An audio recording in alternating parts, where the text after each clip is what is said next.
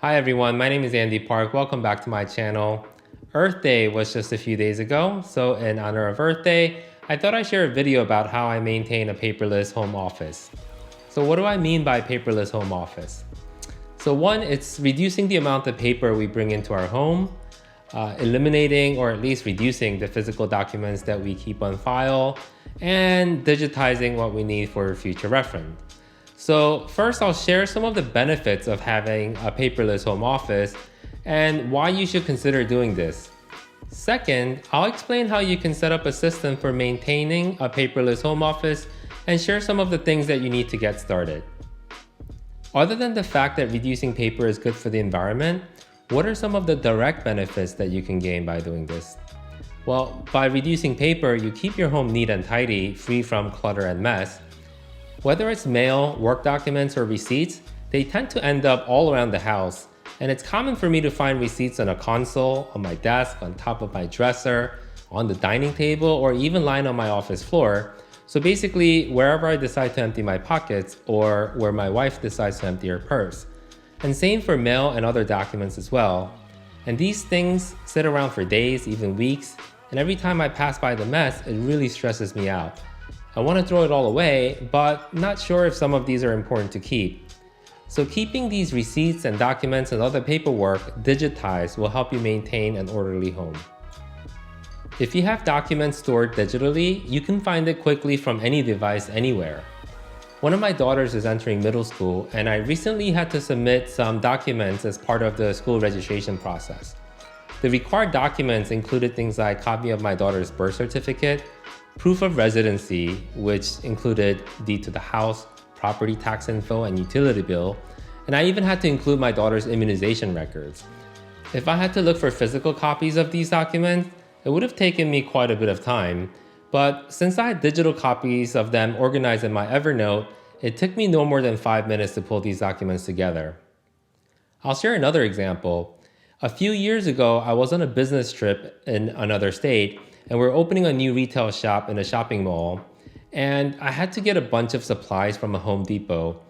The stuff I was getting was not going to fit in my rental car, so I had to rent a truck from Home Depot, and they had an advertised rate of $19.99 for the first 2 hours or something like that. But in order to get that rate, I needed to provide my personal auto insurance policy.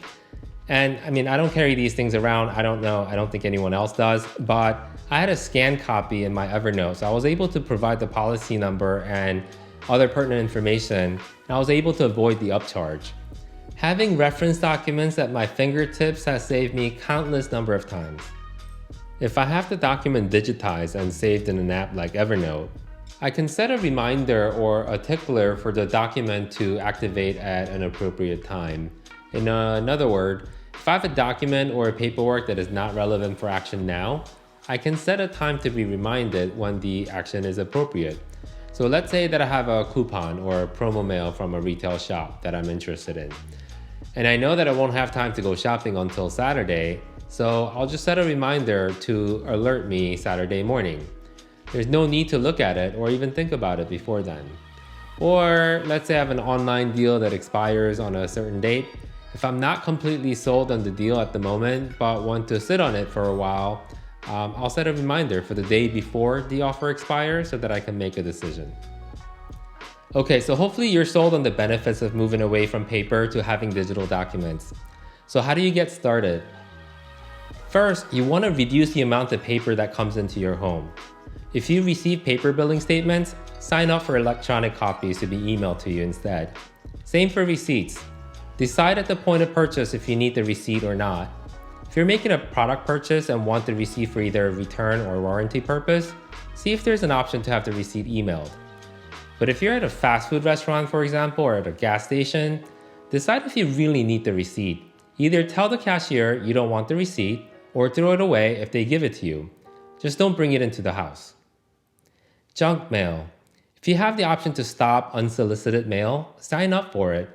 Here in the US, the Federal Trade Commission offers ways to opt out of junk mail, either for 5 years or permanently. And if you take these steps, you'll end up with less paper in your home. But you'll still get mail and you'll still have receipts. So what do you do with these? First, determine which documents are important and one to file away. Throw away the rest. Sorting mail and receipts don't take a lot of time or effort. You often don't even need to open and read the mail to determine whether it's important or not. If you've decided to throw it away, determine if it has any private or sensitive information. If it does, put it through a shredder. If not, you can just place it in a recycle bin. Shredders are very affordable these days, so I highly recommend getting one if you don't have one already. And if you've decided to keep it, you're going to scan first for a digital copy, then either place it in the recycling bin or the shredder. Now, if you don't have a scanner, don't worry. A smartphone will do. There's a ton of scanning apps available, many of which are free. I personally use Scannable as it's easy to use and integrates seamlessly with Evernote. I used to travel a lot for business before the pandemic, and I used this app to scan all my expense receipts on the spot with my phone. This made sure that I never had missing expense receipts. Either way, if you plan on maintaining a paperless home office, having a dedicated scanner which can scan multiple pages and can scan both front and back all at once will definitely help with the workflow. And as you can see, I have this little sorting/scanning station set up on the side of my office with everything that I need. You want to make it easy for you to do this and remove any friction. So where do you save the scanned documents and how do you organize them? I recommend using cloud storage. Two things are critical. First is backup, second is accessibility. You don't want to have a single copy of the doc in your local hard drive. If your hard drive or computer fails, you're done. And you need to have the documents in the cloud if you want to be able to retrieve them from anywhere. There are many options when it comes to cloud storage.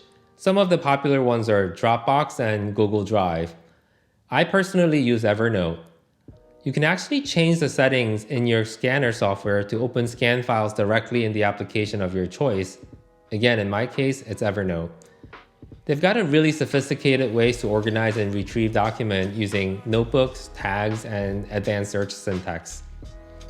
And with optical character recognition, the ability to convert image to text, I don't have to be specific about naming the note since I know the search will pick up the text from the scanned image. I won't go into how to use Evernote as that's outside the scope of this video, but if you have any questions about the workflow, feel free to drop it in the comments below. So that's it. We reviewed the benefits of going paperless and ways you can get started. If you have tips for going paperless that you want to share with the group, please leave it in the comments below. If you enjoyed this video, please give it a thumbs up, and if you enjoy contents like this, subscribe to the channel. Thanks, and bye for now.